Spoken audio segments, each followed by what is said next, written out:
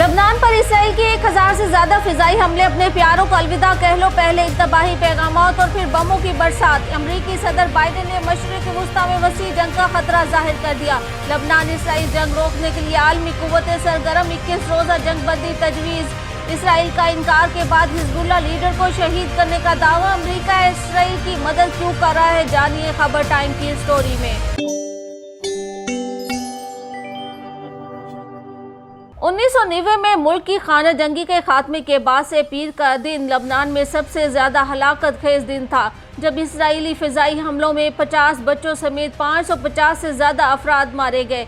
लबनान में बहुत से लोगों को इस बहरान में शदीद इजाफे के पहले इशारे मोबाइल फ़ोन पर आने वाले पैगामात, खुदकार फ़ोन कॉल्स या हाईजैक शुदा रेडियो नशरियात की शक्ल में मिले। इसराइली हुकाम का कहना था कि ये पैगामात एक तनबीह के तौर पर भेजे गए ताकि लबनानी शहरी इलाकों को खाली कर सकें, लेकिन लबनान में उन्हें नफसियाती जंग के हरबे के तौर पर पेश किया गया।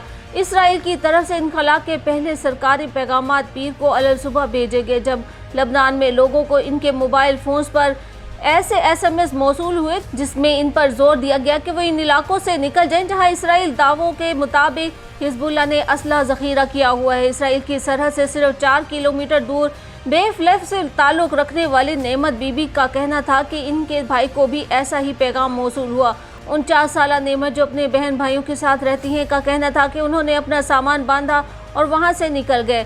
उन्होंने पहले भी जंग देखी है, लेकिन वो ऐसी नहीं थी। वो गहरे दुख का शिकार है और दिल बर्दाश्ता है। वो अब एक स्कूल में रह रहे हैं जहां एक आरजी पनाहगाह कायम की गई। लबनानी टेलीकॉम कंपनी ओगेरो के सरबरा अमाद गरीदिया ने खबर रसाई इदारे को बताया कि पैगामात के अलावा 80,000 से ज़्यादा कॉल्स भी की गई, जिनके बारे में ख्याल है कि इनमें इसराइली फ़ौज की तरफ से लोगों को इनखला के लिए कहा गया था। उन्होंने इन फ़ोन कॉल्स को तबाही और अफरा तफरी फैलाने के लिए नफसियाती जंग करार दिया। लबनानी वजारत इत्तलात को एक कॉल मौसूल हुई जिसमें लोगों को हेडक्वार्टर से निकल जाने के लिए कहा गया। लबनान में एक शख्स ने अपने मोबाइल फ़ोन पर आने वाले पैगाम को दिखाया जिसमें लोगों से इन इलाकों को खाली करने का मुतालबा किया गया है जहां हिजबुल्लाह ने अपने हथियार छुपा रखे हैं। वजीर इत्तलात ज़ियाद माकरी का कहना है कि वो इनखला के इस हुक्म पर अमल नहीं करेंगे। उन्होंने मजीद कहा कि इनके ख्याल में इसराइल अपनी लड़ाइयों में हर तरह की नफसाती जंग का सहारा लेता है। लबनान में नई फिजाई हमलों के बारे में तनाव जुमेरात को इस वक्त बढ़ना शुरू हुआ जब इसराइली तैयारों ने दारुल हुकूमत बैरूत के ऊपर परवाज़ें की। पैगामात और कॉल्स इसराइली फ़ौज के इंतबाह के साथ जुड़ी थी कि वो हिजबुल्लाह के ठिकानों पर शदीद बमबारी की मनसूबा बंदी कर रहा था और इसने चंद दिन कबल ही लबनान भर में वसी हमलों का एक नया दौर शुरू करने का ऐलान किया था।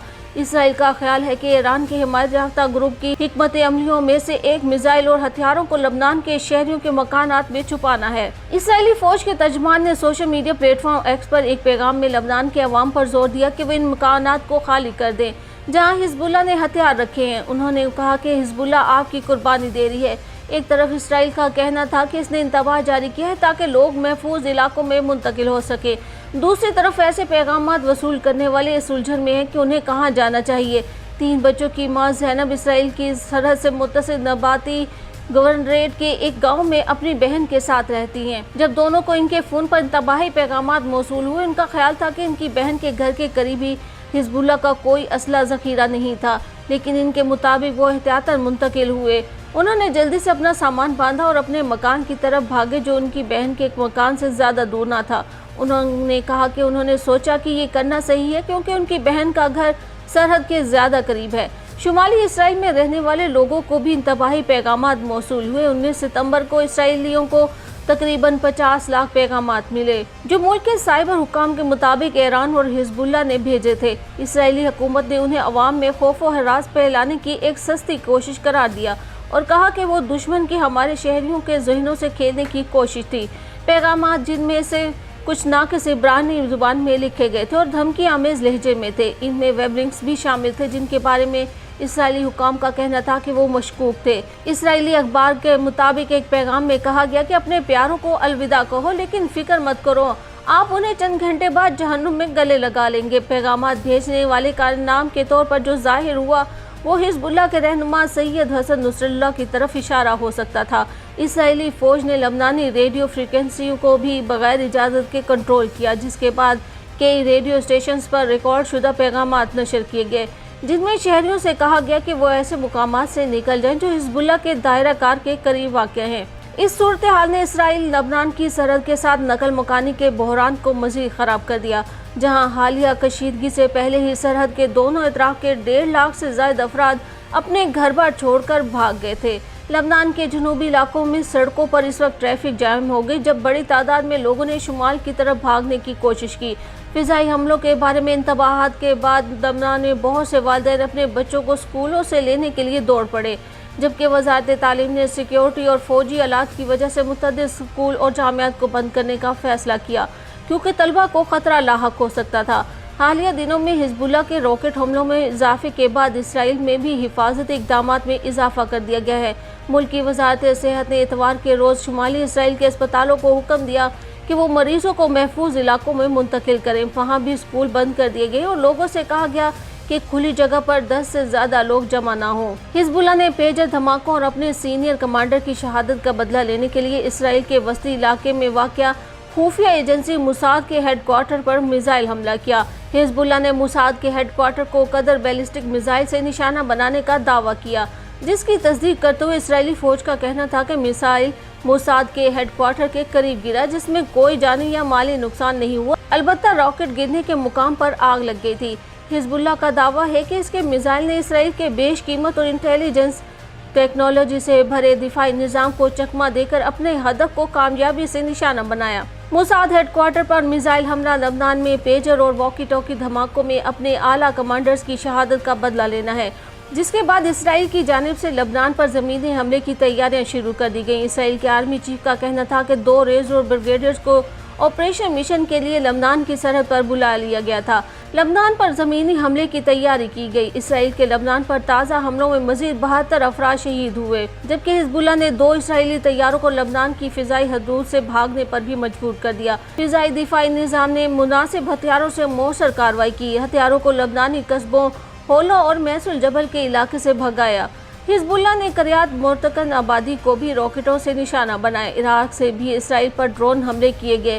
حملوں کے نتیجوں میں 2 اسرائیلی زخمی ہوئے۔ اسرائیلی فوج کی لبنان پر گزشتہ روزوں سے جاری وحشیانہ بمباری میں خواتین اور بچوں سمیت سینکڑوں افراد شہید اور ہزاروں زخمی ہو گئے ہیں، جبکہ اموات میں اضافے کا بھی خدشہ جاری کیا گیا ہے۔ لبنان کے جنوبی اور مشرقی علاقوں میں اسرائیلی فوج کی جانب سے اندھا دھند بمباری کا سلسلہ بھی جاری ہے، جس کے نتیجے میں اب تک 50 بچوں، 94 خواتین، پیرامیڈکس اور طالبات سمیت 600 سے زائد افراد شہید ہو چکی ہیں۔ اسرائیلی حملے میں حزب اللہ کے ریجنل اور مرکزی کمانڈرز بھی شہید ہوئے۔ بمباری کے نتیجے میں 2500 سے زائد افراد زخمی ہوئے، جن میں سے درجنوں کی حالت بھی نازک ہے۔ شہید اور زخمی ہونے والوں میں زیادہ تر خواتین اور بچے شامل ہیں، جبکہ متعدد گھر بھی تباہ ہو گئے ہیں۔ گزشتہ 24 گھنٹوں کے دوران مزید 51 افراد شہید جبکہ 200 سے زائد زخمی ہوئے۔ اقوام متحدہ کا انکشاف ہے کہ پیر سے اب تک لبنان میں 90,000 سے زائد افراد بے گھر ہو چکے ہیں، جبکہ پیر سے اب تک تقریباً 600 افراد جاں بحق ہوئے ہیں۔ پیر کو بیروت میں ہونے والے فضائی حملوں میں حزب اللہ جنوبی ریجن کے کمانڈر علی کرکی شہید ہوئے۔ اسرائیلی فضائی کارروائیوں کے بعد متاثرہ علاقے ملبے کا ڈھیر بن گئے، جبکہ وہاں سے سینکڑوں شہریوں نے نقل مکانی شروع کر دی۔ 2 روز قبل صبح اسرائیلی فوج نے لبنانی شہریوں کو ٹیکسٹ میسیجز بھیجے تھے، جس میں انہیں حزب اللہ کے زیر استعمال گھروں اور عمارات سے دور رہنے کی ہدایت کی گئی تھی۔ حملوں سے قبل سائرن بھی بجائے گئے اور پھر آسمان سے ہر جانب سے بم معصوم شہریوں پر گرنے لگے۔ اسپتالوں میں ایمرجنسی نافذ کر دی گئی۔ امریکہ اور فرانس کی جانب سے لبنان اور اسرائیل کے درمیان ہونے والی جنگ کو روکنے کے لیے 21 روزہ جنگ بندی کی تجویز دی گئی تھی۔ اسرائیلی وزیر اعظم نیتن یاہو نے لبنان میں جنگ بندی کو مسترد کرتے ہوئے حملے جاری رکھنے کا اعلان کر دیا ہے۔ اسرائیلی وزیر اعظم نے ہٹ دھرمی کا مظاہرہ کرتے ہوئے اقوام عالم کے جنگ بندی کے مطالبے کی مخالفت کی ہے اور 2 ٹوک الفاظ میں کہا ہے کہ وہ لبنان میں جنگی کارروائیاں جاری رکھیں گے، جبکہ ایک جانب امریکی صدر جو بائیڈن نے مشرق وسطی میں وسیع جنگ کا خطرہ ظاہر کیا ہے۔ بائیڈن کا کہنا تھا کہ مشرق وسطی میں وسیع جنگ کا خطرہ موجود ہے، لیکن ایک تصفیہ کرنے کے لیے جو پورے خطے کو بنیادی طور پر بدل سکتا ہے، ایک موقع بھی ہے۔ ہم ابھی کھیل میں موجود ہیں۔ امریکی صدر بائیڈن کا کہنا تھا کہ 2 ریاستی حل پر اسرائیلی وزیر اعظم نیتن یاہو کے موقف سے متفق نہیں۔ दो रियासती हल की जरूरत है और उसे होने की जरूरत है। उनका कहना था कि हिजबुल्लाह से और गजा में जंग बंदी हो जाए, फिर तवज्जो मगरबी किनारे की तरफ भी होगी। अमरीकी सदर का कहना था कि ये मुमकिन है और वो इसे मुकम्मल करने के लिए अपनी तमाम तवानाइयाँ इस्तेमाल करें, मगर दूसरी ही जानिब अमेरिका इस जंग में इसराइल को असला फराहम करके भरपूर साथ भी दे रहा है। रिपोर्ट के मुताबिक इसराइल को 8 अरब 70 करोड़ डॉलर की फौजी इमदाद से मुतल्लिक अमरीकी वज़ीर दिफा का कहना था कि अमेरिका इसराइल के तहफ़्फ़ुज़ में मदद के लिए अपने अज़म में तब्दीली नहीं कर सकता। इसराइल को ज़रूरी चीज़ें फराहम करने के लिए पुरअज़म है। इसराइल की अमरीकी मदद का अज़म तब्दील नहीं हुआ, ना ही मुस्तकबिल में तब्दील होगा। अमेरिका की दोहरी पॉलिसी ये जाहिर करती है कि वो सुपर पावर के नशे में दुनिया को अपने तरीके से चलाना चाहता है। एक तरफ तो वो इस दो रियासती हल को सही मान रहा है, दूसरी जानिब इसराइल को असलाह फराहम करके आग पर तेल भी डाल रहा है। अक़वाम मुत्तहिदा के जनरल असम्बली से इसराइली वज़ीर आज़म नेतन्याहू के खिताब के दौरान शोर शराबा हुआ, जबकि पाकिस्तान ने एहतजाजन इजलास से वॉकआउट किया। जनरल असम्बली इजलास के दौरान इस वक्त फ़लस्तीन के हक में और इसराइली मुखालिफ नारे बुलंद हुए जब नेतन्याहू खिताब के लिए पहुंचे। जैसे ही उन्होंने खिताब शुरू किया तो पाकिस्तान समेत मुख्तलिफ ममालिक ने एहतजाजन वॉकआउट कर दिया। इसराइली वज़ीर आज़म ने अपने खिताब में कहा कि मेरे मुल्क के खिलाफ झूठा प्रोपेगेंडा किया जा रहा है। इसराइल अमन चाहता है और अमन का ख्वाह है। नेतन्याहू से कबल वज़ीर आज़म पाकिस्तान शहबाज शरीफ ने खिताब करते हुए जनरल असम्बली में फ़लस्तीनियों के हक़ में आवाज़ उठाई और कहा कि फ़लस्तीनियों के घर मलबे के ढेर बन गए हैं और दुनिया आंखें कैसे बंद रख सकती है। इसराइली फ़लस्तीनियों की नस्ल कुशी और बर्बरियत का मुजाहरा कर रहा है। मसला फ़लस्तीन का वाहिद हल दो रियासती फार्मूला है। दो रियासती फार्मूले के तहत फ़लस्तीन में खाक व खून का खेल बंद किया जाए। पाकिस्तानी वज़ीर आज़म का कहना था कि मासूम फ़लस्तीनी बच्चों, ख़वातीन और शहरियों के कत्ल पर खामोश नहीं रहा जा सकता। फ़लस्तीन को फौरी अक़वाम मुत्तहिदा का मेंबर तस्लीम किया जाए। मगर गजा के बाद इसराइल का रुख गजा का साथ देने वाले मुल्क लबनान की तरफ है। गुज़िश्ता रोज़ इसराइल ने लबनान के दारुल हुकूमत बैरूत पर बमबारी करके हिजबुल्लाह के हेडक्वार्टर को निशाना बनाया। बैरूत में 10 फ़िज़ाई हमले किए, जिसके नतीजे में 4 बड़ी इमारतें मलबे का ढेर बन गईं। इसराइली फ़ौज की जानिब से ये दावा किया गया था कि हिजबुल्लाह हेडक्वार्टर को निशाना बनाया गया है, जबकि इनका टारगेट हिजबुल्लाह रहनुमा हसन नसरुल्लाह थे। गुज़िश्ता 5 रोज़ में ये इसराइली फ़ौज की बैरूत पर सबसे ताकतवर बमबारी थी, जिसके बाद ये इत्तलात सामने आई थी कि बैरूत के जुनूबी इलाके दाहिया में इसराइली तैयारों ने हिजबुल्लाह रहनुमा और सफ़ीउद्दीन को निशाना बनाया है, जिसमें वो शहीद हो गए हैं। ईरानी मीडिया की जानिब से लबनान में मौजूद अपने नुमाइंदे की बुनियाद पर यह दावा सामने आया कि जुम्मे की शाम किए गए इसराइली हमले में हिजबुल्लाह की क़यादत का कोई भी शख्स शहीद नहीं हुआ। इसराइल को शर्मिंदगी का सामना करना पड़ा है। हिजबुल्लाह के secretary general Sayyed Hassan Nasrallah और तहरीक के एग्जीक्यूटिव कौंसिल के सरबराह सैयद हाशिम सफ़ीउद्दीन बिल्कुल सेहतमंद हैं।